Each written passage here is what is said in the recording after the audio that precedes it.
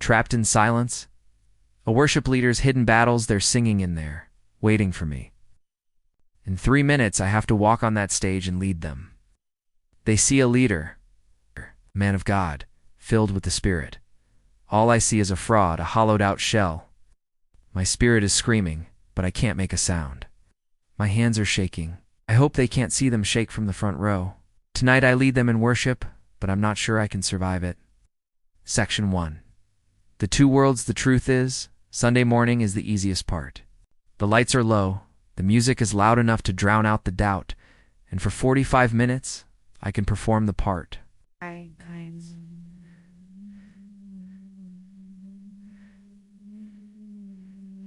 Close my eyes and look like everything they expect me to be. And for a few moments, sometimes it even feels real. The adrenaline, the emotion of the room, it's a powerful anesthetic. I can borrow the faith of the people in the front row and pretend it's my own. But the performance ends, the lights come up, and the silence on the drive home is deafening. My wife, Sarah, she saw it first. Of course she did. She's lived with the other me, the one who comes home and collapses on the couch, with nothing left to give. For months she would ask, "Are you okay? You seem distant." And for months, I'd give her the same lines I gave myself. Just tired, big weekend, stressful week at the church. The budget meetings are draining. Excuses, all of them. The truth was, I was living a double life. Not the kind you see in movies, but a quieter, more poisonous kind. There was the public me, the anointed worship leader, confident and joyful. And then there was the private me, suffocating under a mountain of shame. I knew that huge numbers of pastors fight burnout and depression. But knowing the statistic doesn't make you feel any less alone. I was exhausted, drained of all emotion, spiritually dry, leading people to the throne of God when I couldn't remember the last time I'd been there myself. It's a strange and terrible feeling to have your entire identity, your community, and your income tied to being spiritually on. There's no room for a bad day. There's no space for doubt, because the unspoken expectation is that the worship leader of all people should have a direct line to God. The pressure is immense. It's a performance treadmill. You're constantly trying to live up to the expectations of everyone around you, and even worse, the ones you place on yourself. And in that pressure, a hidden battle began to rage. For me, it started with isolation. I felt like a textbook case.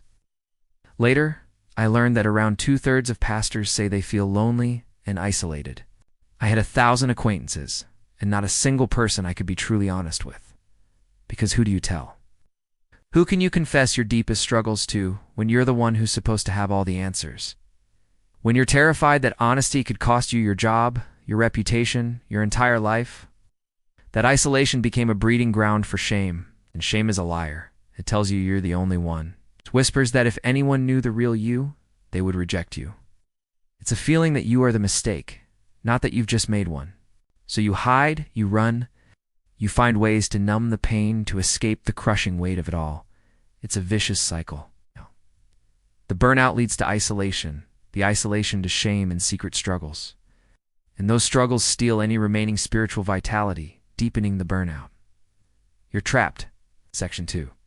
The agitation and the breaking point. One Tuesday, after a particularly draining weekend, Sarah found me in my study, just staring at a blank wall. The set list for next Sunday was on the screen, but I couldn't even look at it.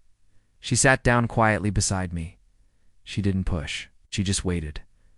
Finally, she said, "Dan, I love you. But you're not here anymore.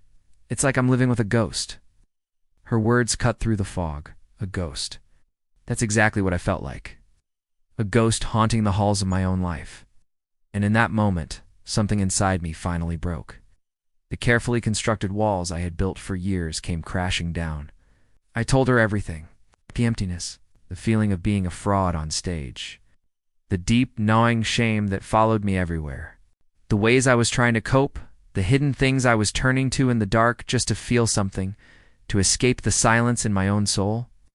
I confessed that I felt like I was failing our congregation, a feeling many pastors share, admitted that I had thought about leaving the ministry altogether, joining the 1 in 3 pastors who seriously considered quitting last year because of the burnout. It was the hardest conversation of my life. I was terrified. But beneath the fear, for the first time in years, I felt a flicker of something else. Relief. The secret was out. The silence was broken. Admitting I needed help wasn't weakness. It was the first step toward climbing out of the pit. But that confession was just the beginning. Healing isn't a single event. It's a messy, painful, and often slow journey. I had to face the fact that my ministry had become an idol. My self-worth was completely wrapped up in my performance, in the applause, in being seen as the anointed guy. When that started to feel hollow, my entire identity collapsed. Section 3. The search for healing. The first step was getting real help. For me, that meant finding a Christian counselor, someone outside my church circle, who I could be brutally honest with. It was humbling. Leaders are supposed to provide counsel, not receive it.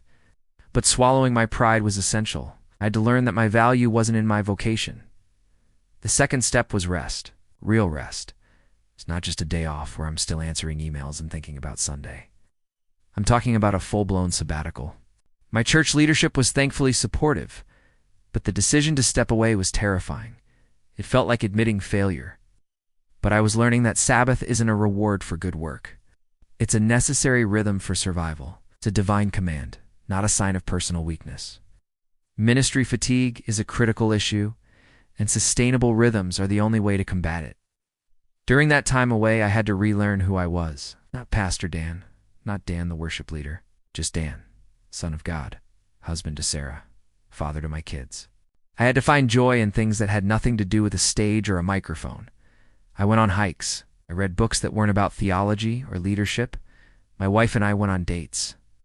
Slowly, very slowly, the color started to come back into my world. I also had to establish firm boundaries. That meant saying no. It meant protecting my day off like it was sacred. It meant delegating responsibilities I had clung to out of a sense of a worship messiah complex, this idea that only I could do it right. It meant building a small circle of trusted friends, fellow pastors who understood the unique pressures and with whom I could finally be real. I learned that my weaknesses are a gift from God that give me permission to say no. This journey has been the hardest of my life, but it's also been the most transformative. And if you're watching this and any part of my story resonates with you, if you feel trapped in that silence, I want you to hear me. You are not alone, and you are not a fraud. You're a human being doing a demanding, often bruising job. If this video has been helpful, please consider subscribing. I want to continue having these honest conversations about the real struggles of ministry life. And more importantly, if you feel comfortable, share a piece of your own story in the comments. Not for applause, but to break the power of silence and isolation for someone else who might be reading. Let's make this a community of grace, not judgment. Section 4. The New Beginning. I'm back in ministry now, but things are different. My hands still shake sometimes before I go on stage. The fear isn't completely gone. But now it's different. I'm not performing anymore. I'm not pretending. I'm leading from a place of honesty, out of my scars, not my supposed strength. My burnout, God used it to make me more approachable, to give me new avenues for ministry I never would have had otherwise. The biggest lesson I've learned is this: my identity is not in what I do for God, but in what Christ has already done for me. My worth is not determined by the size of the crowd or the emotional response to a song. The gospel isn't just for the people in the seats. It's for the person on the stage too. Healing is an ongoing journey, not a destination. It's a daily choice to rest in God's grace, to be honest about my struggles, to lean on the community He's placed around me. The silence almost destroyed me, but breaking it saved me. And it can save you too. Let me pray for you.